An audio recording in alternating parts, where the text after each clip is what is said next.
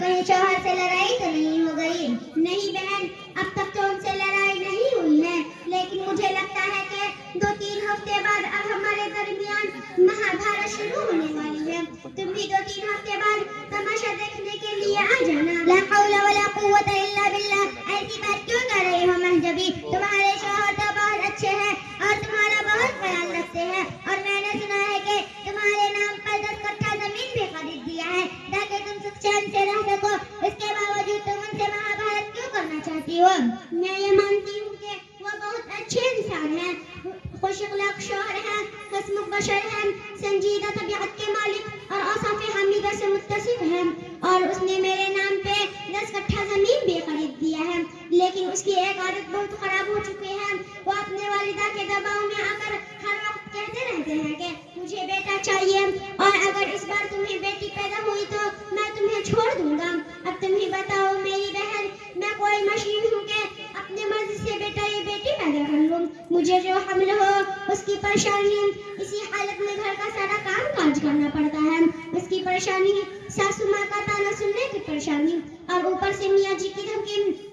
अब तुम ही बताओ, इस नाजुक हालत में अगर तुम्हारा शौहर किसी और की तरफदारी करे और तुम्हें तन्हा छोड़ दे, तुम्हें तसल्ली देने के बजाय तुम्हारे दर्द में इजाफा करे और तुमसे ऐसी चीज मांगना शुरू कर दे जो खुदा की कुदरत में हो और तुम्हारे बस में ना हो, और तुम्हारे लाख समझाने के बावजूद भी वो अपनी जिद पर अड़े रहे, क्या तुम उसके साथ मुस्कुराती फिरोगी या तुम भी लड़ाई झगड़ा करना चाहोगी? बताओ मुझे। अस्तगफिरुल्लाह, अस्तगफिरुल्लाह। मैं तो उनको बहुत अच्छा समझती थी, लेकिन तुम्हारी इन बातों से मुझे उनकी नफरत सी होने लगी है। अच्छा तुम ऐसा करो, तुम उनके वालिदा यानी अपनी सासू माँ के पास मुझे ले चलो। ये अभी मैं उनका दिमाग दुरुस्त करती हूँ। ये सारी फसाद की जड़ तुम्हारी सासू माँ है। ठीक है, मैं तुम्हें ले चलती हूँ, लेकिन वहाँ जाकर अच्छे से पेश आना, लड़ाई झगड़ा मत शुरू कर देना, वरना मेरी सासू माँ मुझे घर से निकाल देगी तो मैं कहीं की भी नहीं रहूंगी। ठीक है मेरी प्यारी सहेली, तुम घबराओ मत। आज मैं उनका वो हाल करूंगी कि वो पोते की दुआ छोड़कर सिर्फ पोते की दुआ मांगेगी। पहले तुम मुझे उनके पास तो ले चलो।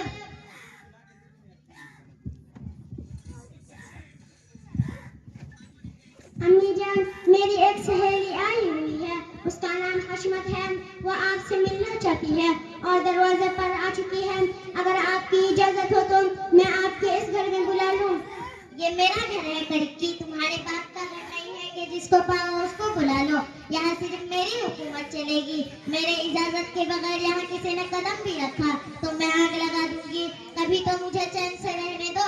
मेरे बेटे को तो खा ही गई हो, अब मुझे भी खाना चाहती हो क्या? याद रखो, मैं सास हूँ सास। तुम्हारी हर चाल को मैं अच्छी तरह समझती हूँ, और अपनी उस अदा से अपने शौहर को बस में करना, मुझे बस में करने की कोशिश भी मत करना। प्लीज अम्मी प्लीज बुला लीजिए ना, वो पटना में रहती है, उसको बुला लीजिएगा तो आप ही को फायदा होगा।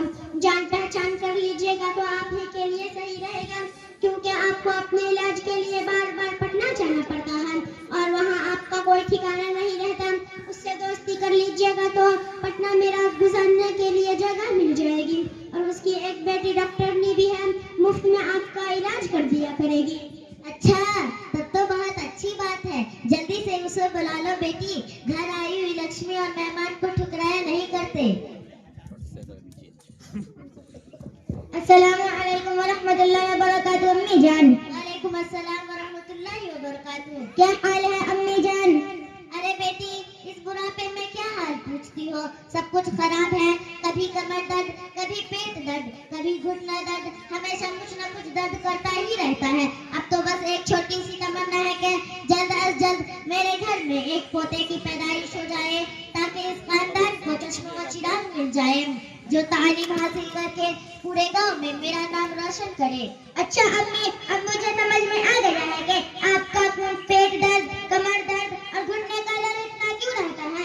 अच्छा आप मुझे एक बात बताइए कि आपके घर में पोते की जगह पोती पैदा हो गई तो क्या आपके खानदान का नाम रोशन नहीं करेगी?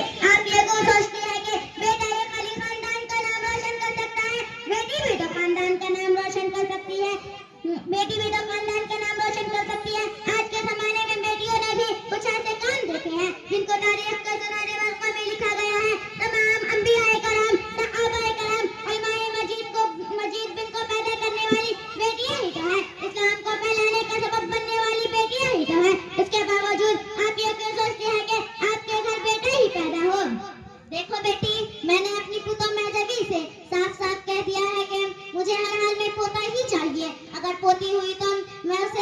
से ना